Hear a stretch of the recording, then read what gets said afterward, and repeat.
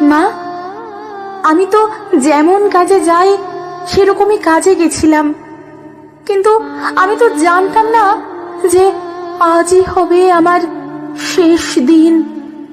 আমি তো আমার জুনিয়রদের সাথে একসাথে কত গল্প করতে করতে তোমার হাতে বানানো টিফিনটা খাচ্ছিলাম। তখনও যদি একটু বুঝতে পারতাম। রাত অনেকটা হয়ে যায়। আমি ওয়ার্ডে তখন একা।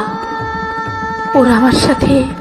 ছি মা, আমার খুব কষ্ট হচ্ছিল জানো তো।